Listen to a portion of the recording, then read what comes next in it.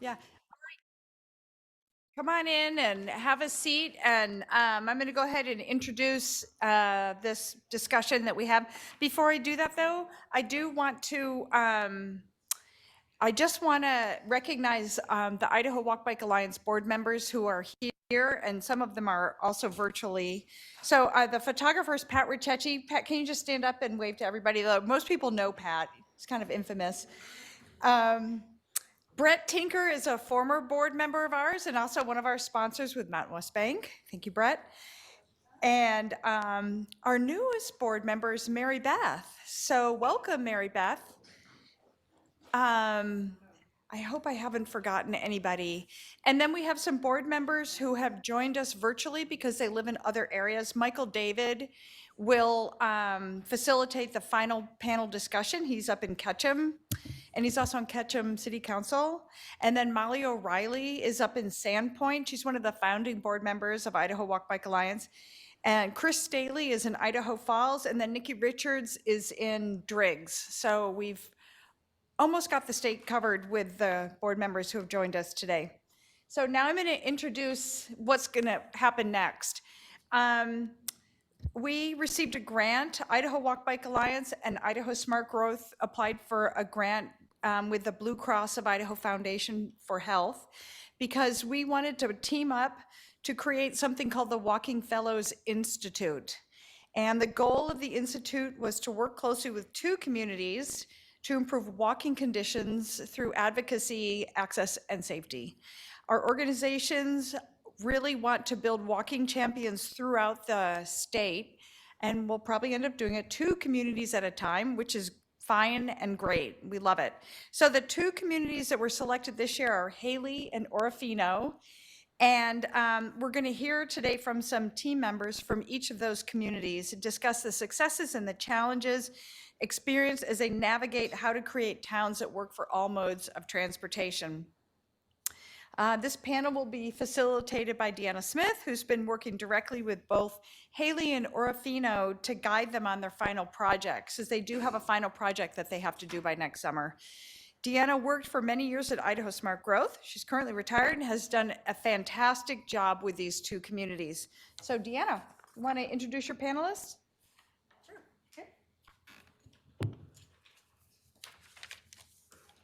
Well, I don't know if I've done a fantastic job, but they have, that's for sure.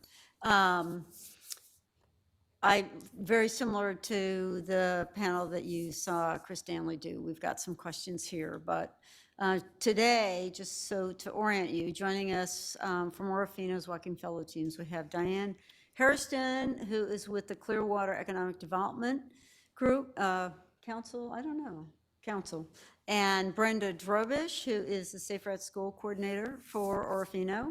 And then from Haley, we have Kaz Thea, who's the City Council President, and Isabel Crossan sitting next to her, who is the Safe Route School Coordinator there. And then last but not least is King West, who is with the City Street Department, and he is the Administrative Manager of Maintenance and Operation. I didn't quite get it right. Assistant manager for the Assistant, okay, he should be the administrative manager. Anyway, so what we're going to start with is I'm going to have Diane kind of introduce Orofino and talk a little bit about why Orofino chose to do this, and also tell you who else is on their team that's not here today. All right, thank you. Everybody can hear me okay? Great, okay. So I came on board as the new Clearwater County Economic Development Director in December. And my predecessor had done a great job of helping to establish our Safe Routes to School program, and also secured a Blue Cross Foundation Community Transformation Grant. So they were doing some wonderful things with building up pedestrian and bicycle infrastructure and healthy lifestyle choices for our community. So when I came on board, this was a great opportunity, the Walking Fellows Institute, for me to get some onboarding and training on placemaking, because for me it was an area that I didn't have a lot of experience in. And so it worked out perfectly for me. And then the rest of our team, we have Dr. Ann Lima, She is an advocate for walking and bicycling. She does the World Walk with the Docs, and she also is one of the event planners for a local triathlon event that they started about 3 years ago. So she would be a great advocate from the healthcare sector. Cheryl Gerhart is also on the team, and she is a PE teacher at the high school. So having that education background and an advocate for a healthy lifestyle choices. And then lastly, Ryan Smathers, our city administrator, who has been the mayor of Orofino and is a great cheerleader and advocate for promoting the growth and vibrancy of our community, and was also instrumental in helping to spend those Blue Cross Foundation dollars. So, and then Brenda, of course, Safe Routes to School. So that's our team. And we chose to commit to this project. I already told you why I did, but the whole team, again, to continue that momentum of growing the infrastructure and healthy lifestyle choices for bicycling and pedestrian and also for transportation in general. You want to go ahead, Brenda, and just talk a little bit about yourself and why you personally got on the team? Sorry, a big time biker, but a different style. I got on it because I was on Safe Routes, a Safe Routes to School coordinator is how I initially got involved in it. Personally, I just like the idea of it. Orofino does not have a lot of, geographically, we're kind of stunted in that ability because of what we have, we're a valley and we go up on the sides. So we have just geographical limitations. And so this is a really good way of seeing what might be available out there, because this is new for me too. And so it will just give us some ideas on how we can do it.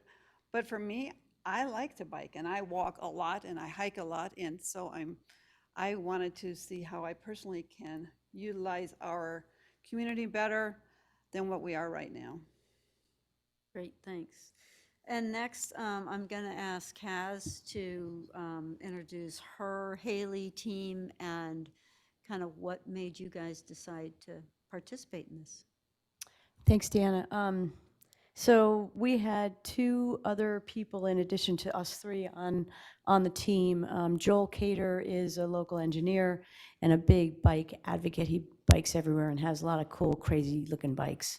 He's amazing. And the other person is a person that the city hired last year, Emily Williams, who is our grant writer and sustainability coordinator. She kind of has two roles in the city. So the five of us were on this team, and I was excited. I had heard about the Walking Fellows from Cynthia and Elaine, and they suggested that maybe we look into applying. And I thought, in the past several years, started before COVID, and then there was sort of this little lull for us as a city of Haley.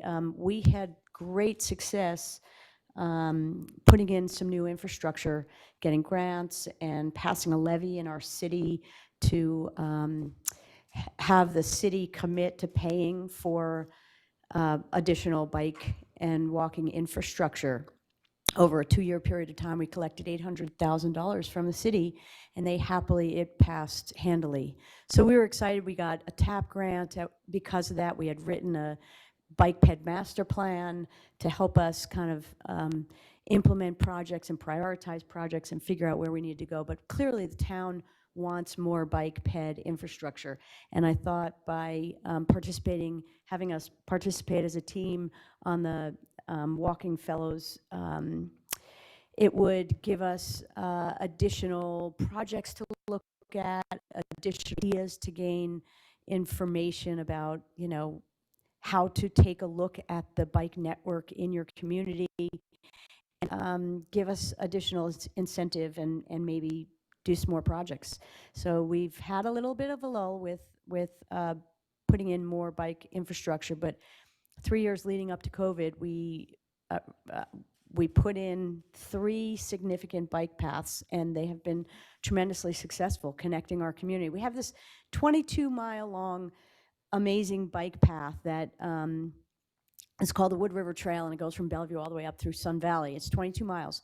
When we took a look at that, we're like really excited about that, and we have a very outdoorsy community, but we didn't have a lot of infrastructure going down into our communities. And Haley, we are really trying to build that up significantly, and we've had 3 really good successes, and we just want more. Great, So thank you. great. And then Isabel, if you want to share just personally why you got on the team and.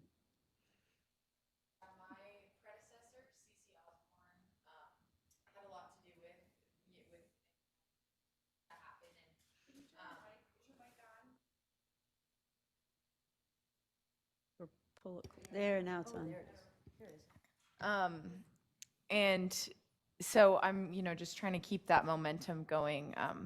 She created a lot of plans for the city of Haley in terms of creating a safe routes to school network. And I'm hoping, some of our project ideas, which we have not firmly landed on one yet, we're hoping to do as much as possible, but, to create more connectivity, within the little town, like as Kaz said, Haley is a huge biking recreation town, but in general, people are not so much doing it in town or especially on Main Street.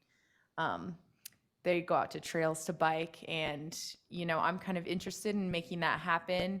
One, so that downtown is more pleasant and walkable and bikeable, and 2, because we have a lot of equity issues in our valley as a whole, but it's in Haley too. And from a safe routes to school perspective, getting kids to be able to get where they need to be safely, I think is a big reason why, I was looking for this technical training.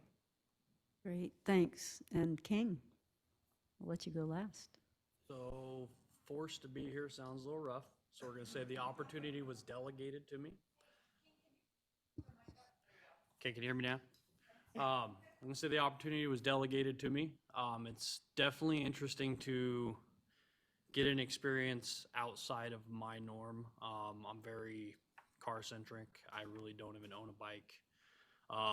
So it's great to see a lifestyle outside of my own. And then as we're expanding the streets and stuff, I'm in the middle of the work. So it's great to see why we're doing this and understand that. Great, thank you. I just kind of thought it would be helpful for the audience to kind of just see the variety and the depth of the teams, and having diversity on these teams, to me, echoes a little bit back to some of what Tim Keene was talking about when he was talking about, kind of working with your community and inside your community, and it being focused on them, and that the solutions are there, not outside your community, really. And that it ultimately is about culture change. So along those lines, now I'm going to ask you guys a first question, and each team can take it. One of you can take the lead on it, and the others can fill in. The first question, I'll start with Haley, since I started with Orfino last time. What is your perception of walking and biking in the network that exists in your community today? And describe some areas in your town that you perceive as challenges, as well as areas that you think work well, and why. Yeah, I would say my perception of walking and biking in our community is that we are in the process of working towards that master plan that Kaz was talking about for walking and biking. We have had some success in certain places. Something I will say is I don't say that we have a network. We have some walking and biking infrastructure that's a really good first step in place that we're working towards. But in terms of connectivity, a lot of that infrastructure needs to be built upon in order to make a network. There's certain areas that in the past we've had problems with that we've made some progress. For example, Woodside Boulevard, they added a bike lane, and that's a neighborhood where, you know, there's a lot of families, a lot of kids riding on that road. And it's a little bit south of Haley. So if you're going into town, a lot of people go out on that road, but there's not really, there's two streets. Kaz actually got those bike lanes put in, but not bike lanes, bike paths that go, you can get from Woodside onto the bike path and turn into town. But if other than the bike path, there's not a real way to get into town across Main Street if you live on one side trying to get to the school. So I think what we're looking for as a team is a way to make a connected network where people can feel safe walking and biking, getting from point A to point B, wherever they start and wherever their destination is. I guess I would add that I, coming into this Walking Fellows, um, I I am a person that just wants to put biking and walking safer on all our roads everywhere. And one thing I learned from this is it's actually better to take a look at your streets and create that network that makes sense for biking or walking and focus on a network. Someone said it earlier, bicycles are safest when they're with other bicyclists on the road.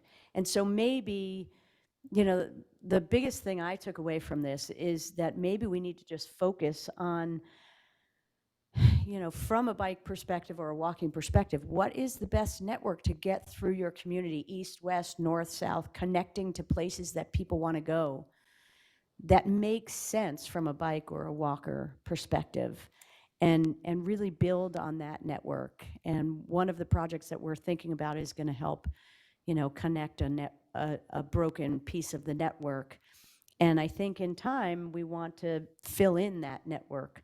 But that's one thing that really struck me as an aha moment through this workshop that this program that we did, this grant that we did over the 6 weeks. It is really a solid network, makes the most. Not every street has to be bikeable or walkable. I mean, they should all be safe, but that identifiable network where you'll actually see people on it in in greater numbers because more people are using that particular network. Something I'll add, just kind of connecting to when Elaine had said that the Wood River Valley had gotten some of that grant money. My Safe Routes to School program is housed under Mountain Rides Transportation Authority. And my predecessor, Cece, had applied for money from there, which was what she was talking about, how transit can apply for this money to do infrastructure change. It's not necessarily directly, you know, related to their buses or whatever. And we got $12 million to build tunnels under the freeway. So from the hospital to there's a little neighborhood, you know, that is kind of neglected, and it's a very, you know, it has a big need for transit, for people to have access to transit in that neighborhood. And now, you know, they're going to be able to go under the freeway and get on the bus that way, either going north or south. So, you know, that's one way, you know, that we're working towards making, you know, that equity and changing, you know, that walkability and bikeability in our town and valley. Great, thank you both. Anything you want to add, King? Okay. So I'll turn it over to Orofino. The same question, just kind of the current conditions and how you feel about it. Describe it for the audience here, and areas that are challenged and areas that you feel might be working okay. So Orofino is divided into sections. We have so we have a section over here called Riverside, and then we have the downtown proper. It's 2.5 miles split river, and it's 2.5 miles on a major highway. We don't have a network. we aren't connected, and that's a big concern of ours because we have families that the only way you're going to get to town, to the schools, is driving or busing, or it's just not safe at this time. So connectivity in our community is important. We really don't have a biking network at all. So that's where we become interested in seeing, we need to identify how we can do that, and we have done some work on that, and we have some stuff out there to figure out how to make this work. We have the places that do work are the residential places. There's very little traffic. We're a small community. And so you will see people walking, doing their, morning walks or strolls, or walk their dogs or ride their bikes. Kids are up and down. So but it's not our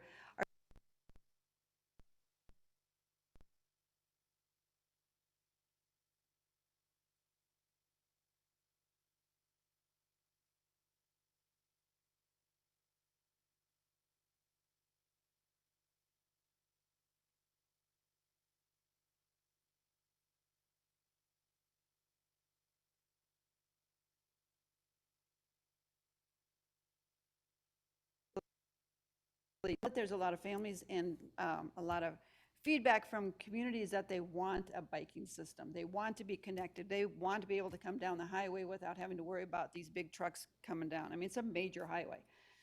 So that has really helped us to go, oh, let's see how we can help to identify our connectability in our community because of the way it sits. And I would add to that like she said, we don't currently have a network, but we also didn't have a vocal movement or activity with bicycling. There's not a lot of it in our community. But with the establishment of the Safe Routes to School programs, and now Brenda's in the schools and working with the kids and doing events, I think that's becoming more popular and prevalent, and so we're seeing movement on that. In addition, we've had this introduction of e-bikes to our community, and so that's generating interest in having a network. So growing that idea and that activity is exciting, and the Walking Fellows Institute has been great because it's helped us to learn the language, the definitions, how to advocate, who are the players, what's the philosophy. So it's helping us to figure out, the direction going forward, how to keep that momentum going. You've both covered this a little bit, and I'm going to kind of bring these last two questions together. But maybe you could talk a little more about, you've mentioned some things about the Walking Fellows Institute and your participation and what you've learned, what has helped you better understand. And then also talk about maybe some of the tools. I know, especially in Orofino, you guys have already done one thing, and I think it'd be fun for the group to hear, it was kind of a quick, sudden, fast, almost pop-up that you did, that I think is a great story. So I'll start with Orofino, but just talking, if you could, a little more about and I guess maybe what I've observed watching this and being involved with it, how it's different. We often, those of us in the room who are advocates, come to things like this, and then we go home, and it's hard to do much with it. You learn a lot, and there's a ton of information. And what I've observed, and maybe I'm wrong, but it seems like there's a lot of difference between the Fellows Institute for you all, because you've had time to churn and chew and meet and talk. So I'd love to hear if you agree with that or not, if you feel like it's been valuable in terms of really helping you make progress. So I'll start with Orofino. Okay, so I'm going to start with our pop-up event.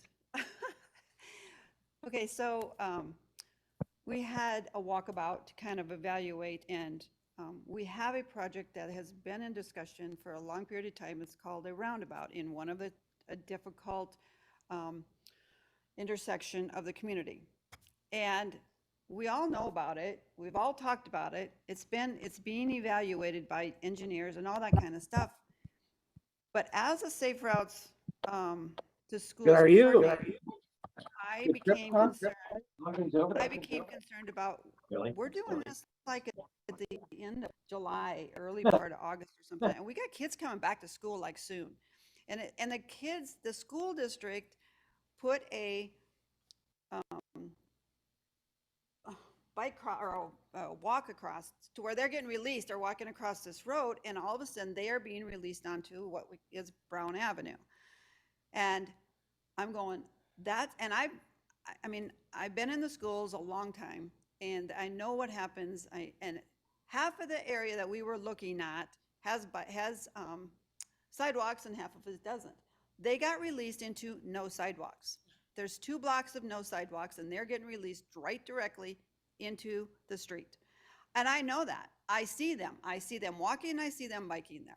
So I'm going, okay, I have got, well, this is my concern. I'm new to the program. I don't know the words. I don't know the language. We got this issues coming up. The schools are going to happen like soon. We need something for these kids. We need, and we're getting feedback from the residential area, that the traffic is fast. It's not, we've actually identified it's not really speeding, but it sure seems fast when you got kids in the road. So our group went through this walkabout, this audit, and came up with the word Sharo. Well, we didn't know what a Sharo was, but we do now. So all of a sudden Deanne said, let's do this, well, you guys could do a Sharo. This would be, okay, what is a Sharo? So she's explaining this to us, and that's what we're benefiting from, this walking fellowship program. And so I'm like, okay, well, this would be a great place for it. Okay, cool. How do we do that? She gives us some advice, and we go through it. Well, I have 2 weeks. We have 2 weeks to get this done, because we got school starting. The kids are going to be left into this thing, and we got cars coming and driving on this road, and they're going fast, according to all the residents. So, so I'm talking to Ryan, who's also on our committee, and is saying, well, let's do it. So he ordered a Sharo, took whatever to get it, and we started painting them. And then we went out and we did a little campaign, an educational campaign, and we put them in the paper. We did the Facebook, and we did the social media, and I went to the open houses of the schools, and I said, it is called Slow Down on Brown. Put these out there, and we said, this is a shared road for our kids. They're being released to this school. This is our first step to identify that we don't have any biking lanes in school. I mean, there's nothing in Orofino. So this is our first introduction to even a bike, anything. So we have a Sharo now painted on this, and Slow Down on Brown. And it is just like a flood of this Slow Down on Brown. Everybody talks about this Slow Down on Brown, and we need to expand it to All supportive. yeah, very supportive, positive feedback, unbelievable feedback. And we want it on Calaspo, and we want it on this, and we want it all over the place. Okay, thanks, So now we've got families that are on. 2 days ago, I got this phone call from this lady who is around the Slow Down on Brown, loves this idea, and everybody's promoting this, and says, okay, I have to talk to you. And I said, okay. She goes, well, they're not slowing down. And I said, well, actually, we have had the cops out there. This has been a big deal. For a 2-week process, it's like blowing up on our face. We're like, wow, okay. Now we got the cops involved. We have our speed limits being evaluated. Now they don't stop. We got the stop signs. So now they're evaluating their stop signs, and I'm this lady comes over here, and I'm an what do you call it? Yeah, she's hiding out behind bushes. Incognito. She's hiding out. I'm an incognito, and she goes, I'm counting how many people run the stop signs. And it's like, holy smokes, this is like, wow, okay, all because of Slow Down on Brown and a Sharo. Who would have thought, So anyway, people are getting involved with the safety of our kids, which became because of this. So it's a good thing. We're getting our community involved, and we did not know that was going to happen. So we had ideas beyond the shower. We talked about doing temporary tactical urbanism, whatever you want to call it, planters to create more walking space and slow them down further, or even demonstrate curb extensions. But they started with the Sharrows, and I think it's a lovely story because I think being a part of the Institute kind of helped inspire them to want to do this and gave them the support. They felt comfortable doing it. But I think more importantly, that story is such a great example of you don't have to go out and build the tunnel like they did in Haley. Well, you may need that and you may want, and they have a huge barrier in Orofino called a river and a highway that they need to figure out at some point. But the idea of just starting with something little and what it's in terms of changing that conversation in their community. And the first speaker this morning Ian talked a little bit about the conversation and how huge that is and how much a part of trying to change this culture, because it really is a culture shift that we're talking about. It only took a generation and a half for us to get here, but now we assume it is the way it is and you can't do it differently and anything else is impossible. I love the West Palm Beach story about, you know, what is not possible and finally getting them to just say, we just don't want to do it. Okay, how about you guys? Something you've done, haven't done yet, or just maybe a really good way to think about it is what's one thing that you learned, discovered, realized through the Fellow Institute that surprised you? You kind of shared the network. I said, you know, build out your network. So look at your map. I think this is a brilliant exercise to do, and kind of pencil it out, you know, with people sitting around the map saying, I bike a lot or I walk a lot, and this is how I do it. And looking at the places that people might want to go. First, the schools, maybe the library, maybe the grocery stores, maybe, you know, Haley is a very walkable, like, you can get anywhere in pretty short time frame, one end to another. You know, it's like 10, Small. 10, 12 minutes maybe. I also think something else that struck me is if you change somehow the language that you use when you talk about, you know, how easy it is to get on your bike and walk, or get on your bike and go or walk to the grocery store. If you know, explain to people that there's a kind of a newish grocery store near my house, and it's much faster for me to just hop on my bike and ride there than actually, you know, drive. And I don't think people are so aware of that. We're just so used to getting into our cars. And if we talked about, what's the word I'm trying to, when you're describing how far something is, and the putting in wayfinding. wayfinding, If yeah. we put in wayfinding from a perspective of a bike or from a perspective of a walker, how long it takes to get places that people want to go in your community, you know, you have a lot of aha moments by people. But I think the network for me is the biggest tool that I would like to use, with the right people sitting around the map, sitting around that map and saying, you know, let's turn the town infrastructure of streets into an infrastructure of biking and walking, and create that network on paper, and then make it happen through the grants that Elaine talked about, and through partnerships and fun events that you can do to get the community on your side. We have had great success in Haley, and we have built a lot of infrastructure in the last 4 years, and I just want to keep that momentum going. And I think, I truly do believe that if you build it, they will come. But if you don't have it, they're going to drive, even if they're more than happy to walk and bike.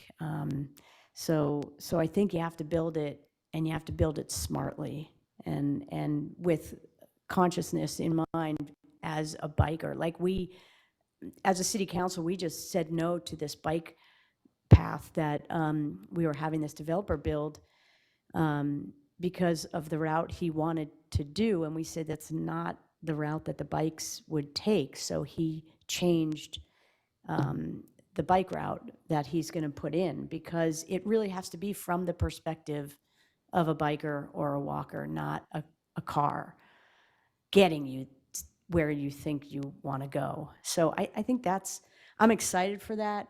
And we definitely have done a lot of walking around to potential projects. We don't have a project yet solidified. We have 2 or 3 that we're considering, and one is a bike path that just isn't complete, going to the community campus and the high school, and it ends. And so we want to complete the 400 or 600 feet that it's missing.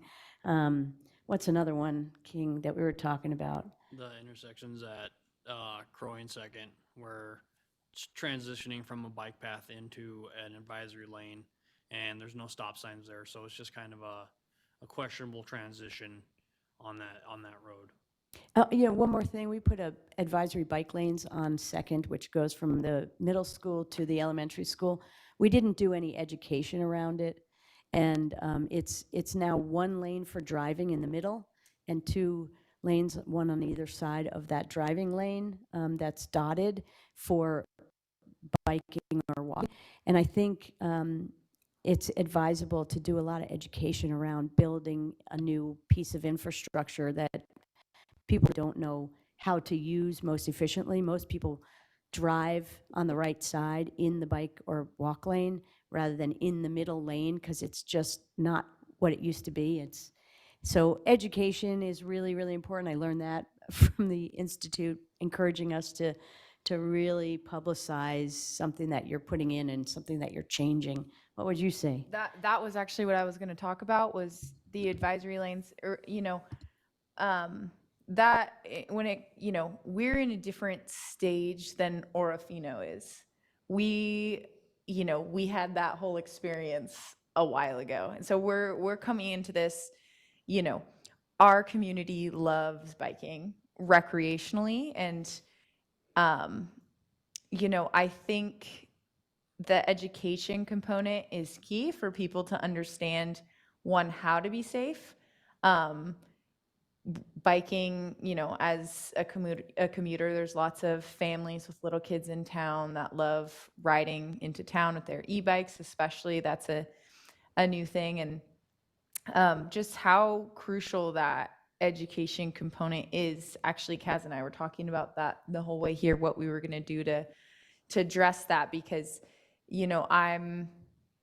I do a lot of safe cycling education with kids. I have them ride in a line behind me, and we learn how to do hand signals and all that. But I would love to see it from the other side of that, which is educating the adults that are driving the cars, how to be mindful of those lines of kids that I bring all around, because you would be shocked how upset some people are that I'm out in public with children riding bikes. I get yelled at that I'm putting them in danger constantly, and it's pretty surprising. So I think that, that education on how drivers can keep kids safer, and how it's, have some accountability on that end, and not just say, oh, don't ride your bike, because one, a lot of people don't have that options, or, oh, don't walk. A lot of people don't have that option. So the education component is definitely something I learned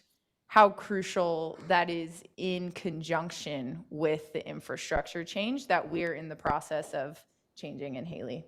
So I'm going to move on because we're getting short on time here, but does everyone in the room know what an advisory bike lane is? So, okay. I was so excited when Haley did these because they were the first in the state. And it is interesting going up and using it as someone who's very familiar with the facility type, how few people understand what it is or how to use it. So anyway, I wanted to last turn to Orofino. They do have a project planned, and if you guys could share with us the project you've picked and why. So, as Brenda mentioned, we have this one project that we know needs to get done, and it seemed like the obvious answer, and that is the traffic circle or roundabout at the intersection of the 2 highways across a bridge.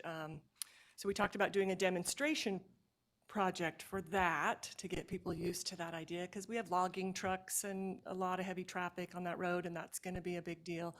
But meanwhile, in our last training session that we had, Deanna talked a lot about the plan and how to have a layered plan and look at all the different modes of transportation. And so that really sparked our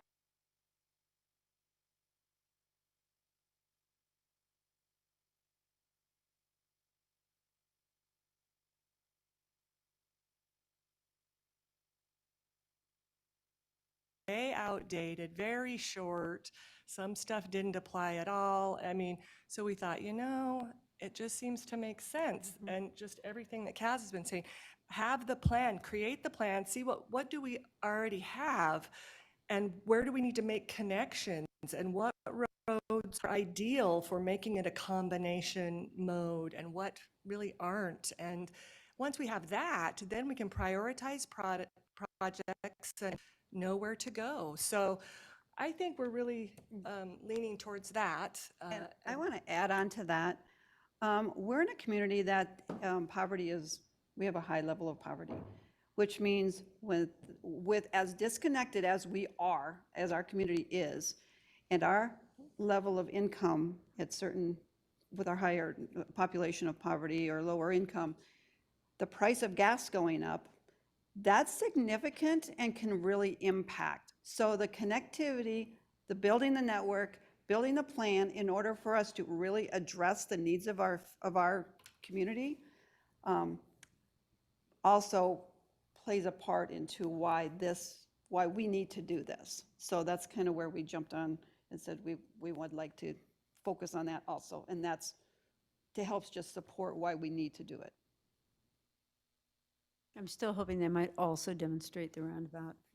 I think they really do need to create a layered network, and they haven't done that there. And I think it is interesting, these two communities are in very different places, but at the same time, some of their struggles and challenges are the same. So it's been very fun to work with all of you. I wish you all success with your projects. So I'm going to spring a question on you over there at the end, King. I would love to hear from you. What's one thing that surprised you being a part of this project? The Idaho bike law, that one I was wrong on. Guess you don't have to stop at a stop sign, and if there's no cars in the intersection. But it's really interesting to see where our city hall is already at, as far as we just installed 12 Sharrows as well. But we didn't educate anybody on it. Just put them down there. And then where they're already moving as far as connectability, they're adding bike paths all over the place. So it's great to see where this community wants the paths to be, and adding that, and then how far our city hall is already on that and moving in that direction without fighting it at all. So it's pretty awesome to see that. We have a few minutes. I don't know if anybody wants to ask any of the panel members questions, or one of the communities a question about. I just wanted to add Okay. something real quick. Something I've found people are surprised by in my community, and I want to share this with, because I know there's some people in the room in Ketchum and in Boise where this is kind of similar. People seem to think that biking and walking are for recreation, not for mobility. And I have found it crucial to share with my community and kind of encourage people to shift away from that mindset, because it can be for recreation, but it is 1000% not its primary use. That's not why we started walking, and that's not why we invented bikes. So, just reminding people that it's an equity issue, and that really is, from a health perspective, from a mobility perspective, just everything. It's so important. And, I want to remind people of that. I mean, I work with kids every day that,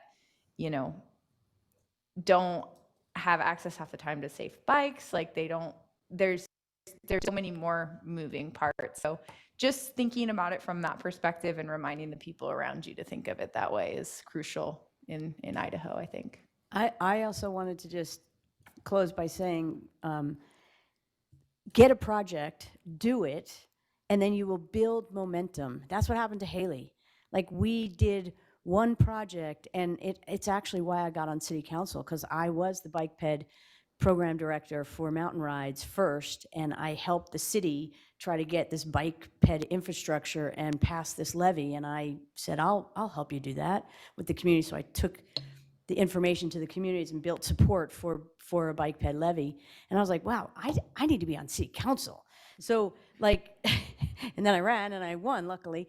But I think if you have ideas about something that needs to happen, try it if you can, get that grant, make it happen, and it will be amazing how much momentum you will gain from that one project and build support. And then all of a sudden you'll put in more and more and more, and don't stop, like keep going, because it's so important for access and health of vibrant communities.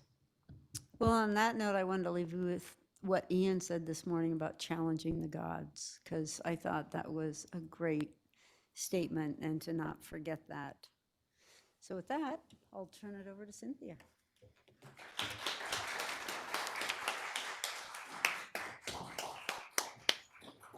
I just want to say how proud I am of you guys and how far your communities have come. You guys have done great. In 6 months, they've accomplished so much. I'm so excited. So, good job. Nice.